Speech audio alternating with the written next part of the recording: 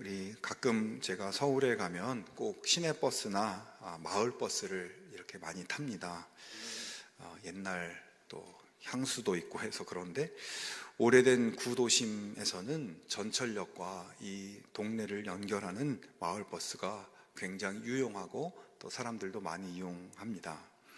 구불구불한 좁은 골목길을 다니는 마을버스를 탈 때마다 드는 생각이 있습니다. 그것은 우리나라 이 버스 기사분들이, 마을버스 기사분들이 세계에서 가장 운전을 잘하는 분들이 아닐까 하는 생각입니다. 이 골목길은 사람들과 차들이 구분 없이 그렇게 함께 다니는 좁은 골목길인데 정말 깻잎 한 장 차이로 그렇게 헤치고 다니고 그러면서도 사고 없이 운행하는 이 기사분들이 참 대단하다는 생각이 듭니다. 그런데 지난 주간에 그런 뉴스를 보았습니다. 어떤 버스 기사분이 운전석 옆에 핸드폰을 두고 계속 그 유튜브 쇼츠 영상이라고 하죠. 짧은 영상들을 힐끔힐끔 보면서 그렇게 운전을 하는 모습이 이렇게 뉴스에 보도되었습니다. 워낙 베테랑이어서 그렇게 영상을 보면서 운전해도 괜찮은 것인지는 모르겠지만 타고 있는 승객 중 한 분이 너무 불안해서 그걸 찍어서 제보를 했다고 해요. 도로교통공단에서 분석한 자료에 보면 한 해 동안 일어나는 교통사고의 거의 절반이 15년 이상 운전하신 경력자들이라고 하고 또 교통사망사고의 47%가 역시 15년 이상 된 이 베테랑 운전자들이 낸다고 합니다. 자, 그러니까 초보 운전자들도 그렇지만 베테랑 운전자 사고가 굉장히 많이 일어나고 또 사람의 목숨에 위험한 사고의 심각성도 이 베테랑 운전자들이 더 높다는 거예요. 그 이유는 무엇일까요? 운전에 대한 지나친 자신감 때문이겠죠. 나는 운전을 잘한다라고 생각하다 보니 전방 주시를 소홀히 하고 차선을 갑자기 바꾸고 과속도 하고 그러다 보니 사고가 많은 것입니다. 생각해보면 우리 초보 운전자들은 절대로 전방 주시를 소홀히 할 리가 없죠. 두 손으로 핸들을 꽉 잡고 어떨 때는 장갑까지 끼고 핸들을 꼭 잡고 운전을 합니다. 전방 주시를 하느라고 라디오도 못 켜고 내비도 못 보고 에어컨 버튼도 조작하지 못합니다. 제한 속도를 철저히 지키고 또 특별히 차선을 변경하고 싶어도 옆에 차가 조금이라도 가까우면 아예 차선 변경을 포기하고 계속 하루 종일 직진합니다. 좁은 골목길이라도 만나면 온몸이 경직되고 식은땀이 흐르고 사고라도 날까봐 긴장하면서 하나님께 안전운전을 기도하면서 출발합니다. 자, 이렇게 운전하는 초보자들은 사고 내기가 쉽지 않은 것이죠.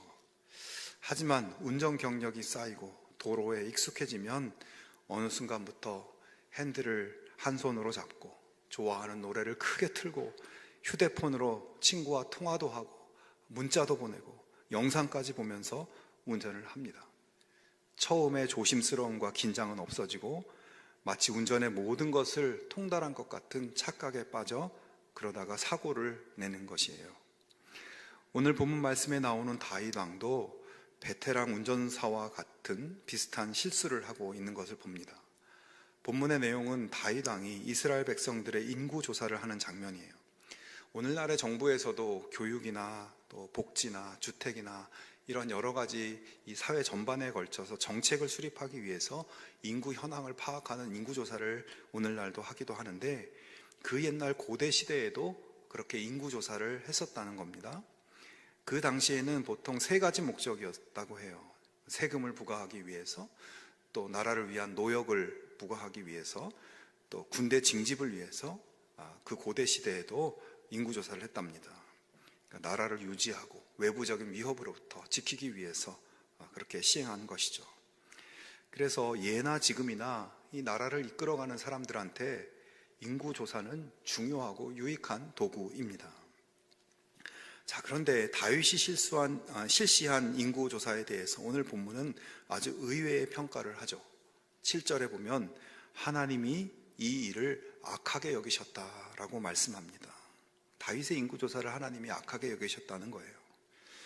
좀 의아한 반응이죠. 사실 다윗 이전의 성경 기록들을 보면 출애굽기 30장에 하나님께서 모세에게 율법을 주실 때 인구조사를 하게 되면 어떻게 해야 된다라고 하는 그 율법 규정을 말씀하신 바가 있고, 또 민수기 1장에 보면 이스라엘 백성들이 시내산에서 가나안 땅을 향해 출발할 때 모세에게 하나님이 인구를 조사하라고 명령하셨을 뿐만 아니라, 또 민수기 26장에는 광야 생활 40년을 마치고 가나안 땅에 진입하기 직전 다시 한번 인구조사를 또다시 명령하십니다. 이 민수기라는 책 이름은 아예 백성의 수를 센 기록, 인구조사한 책이라는 거예요. 왜 모세의 시대에는 인구조사를 하라고 명령하면서 오늘 다윗의 인구조사는 하나님이 악하게 여기시는 것일까요? 본문 1절에 보면 사탄이 일어나 이스라엘을 대적하고 다윗을 충동하여 이스라엘을 계수하게 하니라, 이렇게 말씀합니다. 지금 다윗의 인구조사가 하나님의 명령에 따른 것이 아니라 사탄의 충동으로 하고 있는 일이라는 거예요. 자, 여러분, 여기에서 이 사탄이라고 하는 단어는 구약 성경에 딱 3번 등장하는 단어입니다. 욥기에 한번 나오고 스가랴서에 한번 나오고 오늘 본문에 한번 나와요. 많이 구약 성경에서 많이 쓰이지 않는 고유명사이죠. 자주 등장하지도 않는 사탄이 다윗을 충동하여 인구조사를 하게 했다. 뭔가 상당히 심각한 문제가 있다는 것을 보여주고 있는 것입니다. 전에도 계속 말씀드렸지만 사탄의 주요 목적은 뭡니까?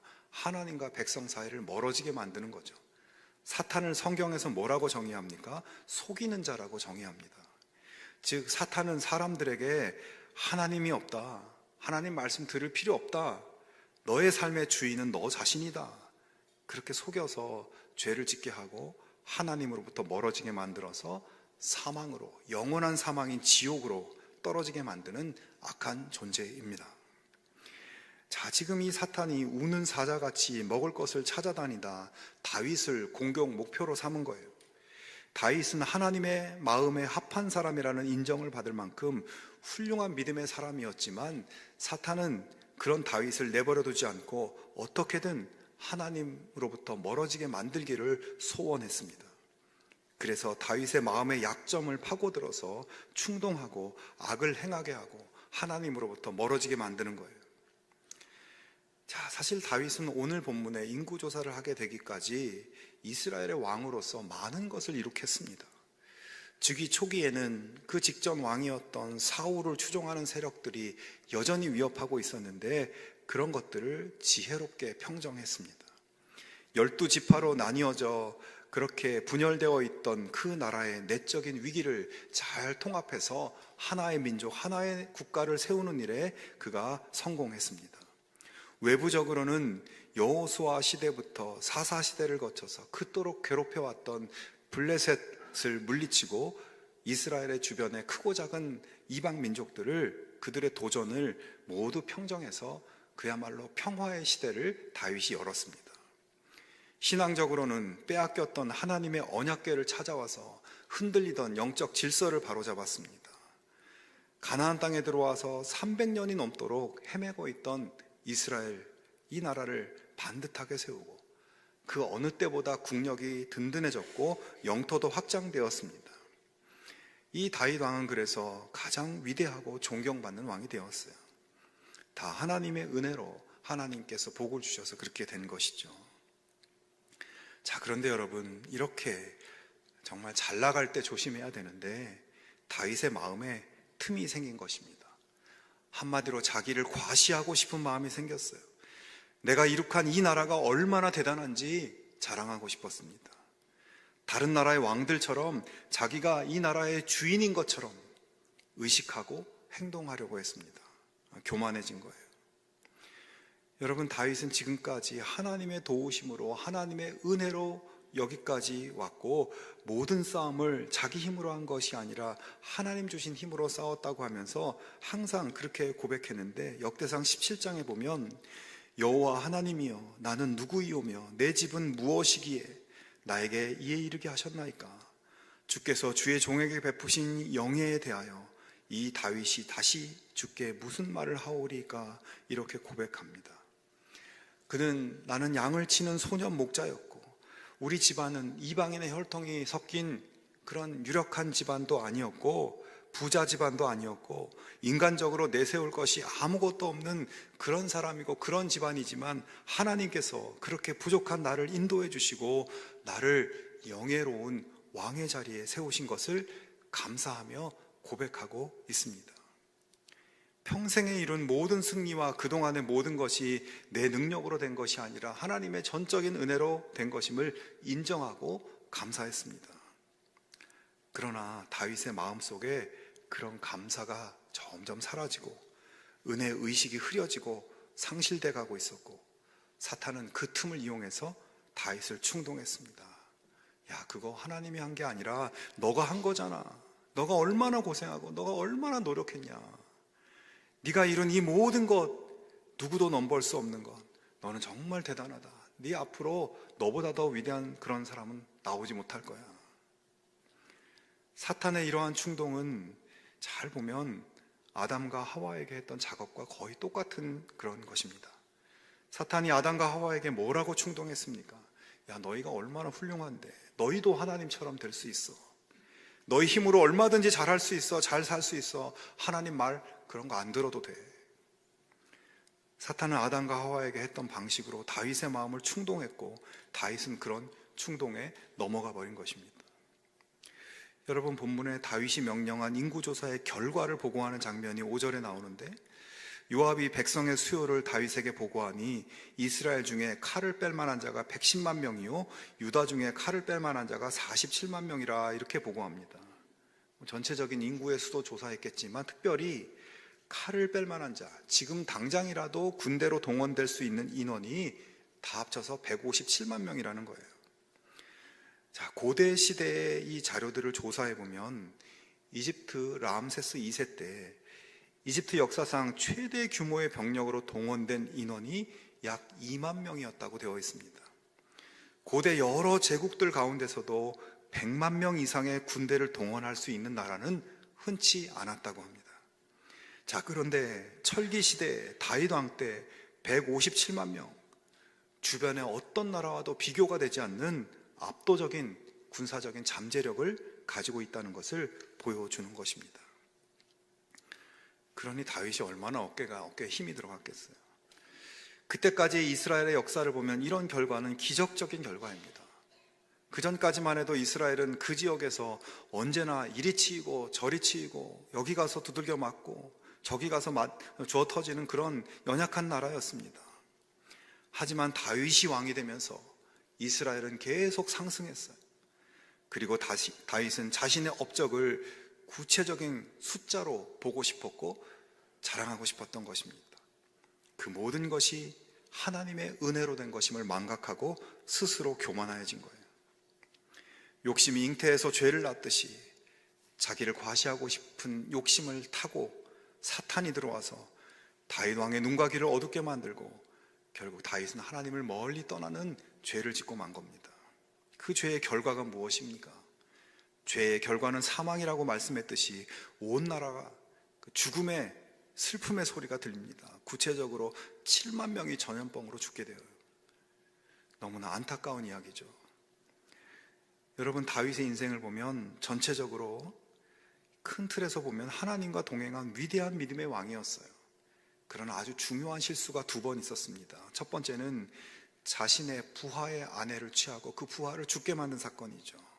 2번째는 오늘 인구조사 사건입니다. 평생을 믿음으로 살아왔고 정말 수많은 시편을 남기고 그런 믿음의 사람이었지만 이 2 사건은 굉장히 뼈아픈 실수였습니다. 자, 그런데 이 2번 모두 어떤 상황에서 벌어지나요?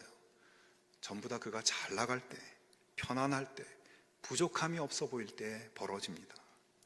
왕위에 올라서 승승장구하고 있을 때, 자기가 직접 전쟁에 나가지 않아도 부하들만 내보내도 얼마든지 이길 수 있는 그런 능력이 충분하다고 생각된 때 왕궁에 홀로 남아서 노닥거리다가 죄를 저질렀습니다. 이후 수십 년이 지나서 주변에 어떤 나라보다 강력한 나라를 이루었다고 판단됐을 때 교만해져서 자기 업적을 자랑하려고 하다가 하나님 앞에 은혜를 망각하는 죄를 저질렀습니다. 하나님과 멀어지고 죄와 가까워졌어요. 반대로 다윗이 연약할 때 그는 누구보다도 영적으로 맑게 깨어 있었습니다. 자신을 잡아 죽이려고 혈안이 되어 쫓아다니는 사울 왕을 없애버릴 수 있는 절호의 기회가 2번이나 있었지만, 인간적으로 보면 당연히 저 원수를 없애버려야 하는 것이지만 자기 충동대로 하지 않고 하나님 뜻을 구하고 사울을 살려보냅니다. 연약하고 보잘것없는 자신과 함께 하시는 하나님의 뜻을 민감하게 살피고 그 뜻대로 행하려는 믿음의 의지로 살았습니다. 그는 연약할 때 하나님과 가까웠고 죄와는 멀었습니다. 여러분, 우리가 지금 보고 있는 이 역대기라는 책은 이스라엘의 역사책이에요. 이 책의 특징이 하나 있는데, 이스라엘 역사에 여러 왕들이 있지만 그런 여러 왕들의 이야기들을 거의 다 생략하고 다윗과 솔로몬을 중심으로 이 역사책을 보여줍니다. 특별히 이 두 사람이 성전을 건축하는 중요한 일을 어떻게 했는가, 이것을 많이 다루고 있어요. 한마디로 다윗과 솔로몬이 참 훌륭하다, 이것을 많이 강조하는 책이 이 역대기 책입니다. 그런 가운데 오늘 본문은 아주 특이하게도 다윗의 이 심각한 범죄, 하나님을 떠나는 교만의 죄로 인해서 그 나라에 어떤 참혹한 결과가 있었는지를 가감없이 보여줍니다. 왜 이렇게 하는 것일까요? 죄가 무엇이고 사탄이 어떻게 믿는 사람들을 무너뜨리는지, 우리가 어떤 때 죄 짓기 쉬운지, 편안하고 아무 염려 없어 보일 때 너가 조심해야 된다고 하는 교훈을 우리에게 주기 위한 것입니다. 여러분, 우리 인간이 얼마나 얄팍합니까? 사는 게 힘들고 문제가 있고 어려운 일이 닥치면 하나님을 찾고 기도의 자리에 나갑니다. 긍휼하신 하나님은 그런 자기 백성들에게 은혜를 베푸시고 필요를 공급하시죠. 그래서 하나님께 감사하며 신앙생활을 잘 해나갑니다. 그러다가 먹고 살만하면, 문제가 거두어지면 점점 영적으로 나태해져요. 기도 안 해도 아무 일도 일어나지 않고 살만하고, 하나님을 부르지 않아도 말씀 한 구절 없어도 별일 없을 거라고 생각하고, 내가 다 알아서 할 수 있고 잘 할 수 있다고 생각하면서 살아갑니다. 여러분, 바로 그곳에 사탄이 틈을 타고 죄악의 길로 충동할 수 있다는 것을 여러분 기억할 수 있기를 바랍니다. 여러분, 언제나 하나님이 아니면 나는 아무것도 아니라는 것을 인정하는 그런 믿음을 잘 유지할 수 있기를 바랍니다. 유기성 목사님의 오직 믿음이라는 책에 이런 내용을 보았습니다. 이 목사님이 예수님과 동행하는 믿음에 대해 설명하면서 예배가 끝나고 집에 가기 위해서 예수님을 믿는다, 이 말을 어떻게 생각하느냐는 질문을 그 책에서 던집니다. 여러분, 예수님을 왜 믿냐고 물으면 어떤 사람은 천국 가기 위해서 믿는다 라고 하기도 하고, 어떤 사람은 마음의 평안을 위해서 믿는다, 이렇게 얘기하기도 해요.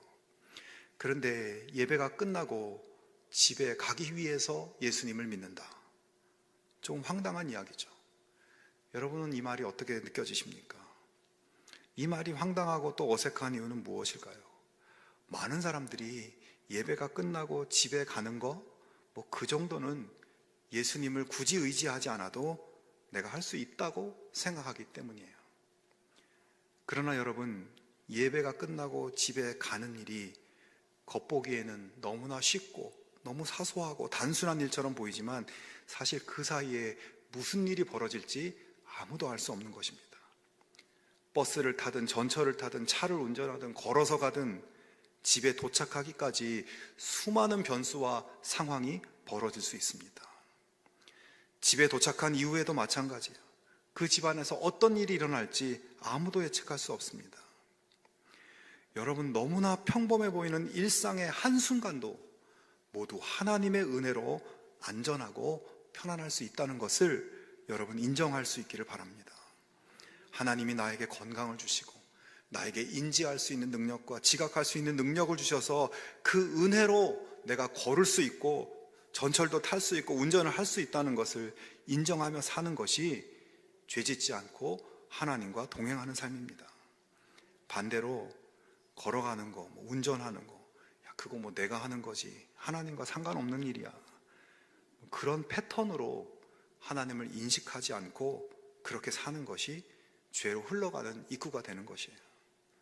그런 패턴으로 사는 시간이 많아지면 많아질수록 모든 것은 내가 한 것이고 내가 주인이고 교만의 죄로 흘러가 버리게 되는 것입니다. 그러므로 성도 여러분, 태초 이후로 하나님의 백성들을 미혹했던 사탄의 그 충동에 절대로 넘어가지 않고 항상 은혜 의식을 철저히 우리 마음속에 가지실 수 있기를 바랍니다. 은혜가 아니면 한순간도 살 수 없다는 그 마음을 우리가 가질 수 있기를 바랍니다. 철저히 나를 십자가에 못 박아 죽이고 그 자리에 하나님이 영광 받으실 수 있도록 하나님의 은혜를 감사하며 은혜를 구하며 살아가는 우리 모두가 되기를 축원합니다. 자, 그런데 여러분, 이렇게 하나님 앞에서 죄를 저지른 다윗이 그래도 참 이분이 훌륭한 이유는 그런 죄 가운데서도 즉각적으로 회개하는 자세를 보이기 때문이에요. 8절을 보면 다윗이 하나님께 아뢰되 내가 이 일을 행함으로 큰 죄를 범하였나이다. 이제 간구하옵나니 종의 죄를 용서하여 주옵소서. 내가 심히 미련하게 행하였나이다 하니라. 17절에도 그는 이렇게 회개하며 간구합니다. 명령하여 백성을 계수한 자가 내가 아니니까 범죄하고 악을 행한 자는 곧 나이니이다. 이 양떼는 무엇을 행하였나이까? 청하건대 나의 하나님 여호와여, 주의 손으로 나와 내 아버지의 집을 치시고 주의 백성에게 재앙을 내리지 마옵소서. 여러분, 다윗 왕은 완벽한 인간이 아니었습니다. 우리와 성정이 똑같은, 우리들과 다르지 않은 한 사람의 신앙인이었습니다. 너무나 신실한 믿음의 모습으로 귀감을 주기도 하지만 때로는 너무나 실망스러운 실수와 잘못을 저지르기도 합니다.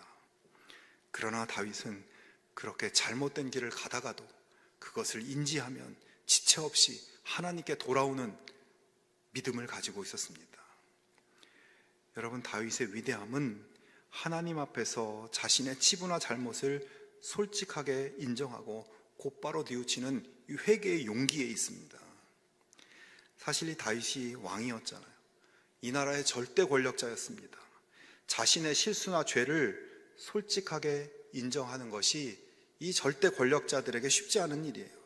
그냥 뻔뻔하게 잘못을 인정하지 않고 버틸 수도 있는 위치입니다. 오늘날에도 마찬가지 아니에요? 하지만 다윗은 회복 탄력성이라고 할까요? 하나님께 돌아오는 회복의 능력이 탁월한 사람이었습니다. 하나님은 그렇게 회개하는 다윗을 용서해 주셨고 멸망시키려고 했던 이스라엘을 구원해 주시는 용서와 구원의 복을 허락해 주십니다. 그리고 이 인구조사 사건으로 인해서 결과적으로는 예루살렘 성전을 위한 성전 부지가 마련되어요. 다윗이 하나님 앞에서 회개하며 제단을 쌓고 번제와 화목제를 드린 그곳에 나중에 그의 아들 솔로몬이 성전을 짓게 됩니다. 죄의 결과로 재앙이 왔지만 하나님은 그 위에 은혜를 부어주시고 하나님께 예배하는 성전의 축복을 거기에 허락하신 것이에요. 여러분, 말씀을 맺으려고 합니다. 여러분 삶이 지금 편안하신가요? 삶이 편안할 때 하나님과의 관계가 소홀히 되지 않도록 더욱 하나님의 뜻에 집중하는 믿음의 길을 걸어갈 수 있기를 바랍니다. 모든 것이 하나님의 은혜라는 것을 망각하고 내 능력을 과시하고 의지하고 업적을 자랑하는 그러한 교만의 마음을 경계할 수 있기를 바랍니다. 우리는 모두 하나님 은혜로 사는 사람이고 은혜 없으면 살 수 없는 사람입니다.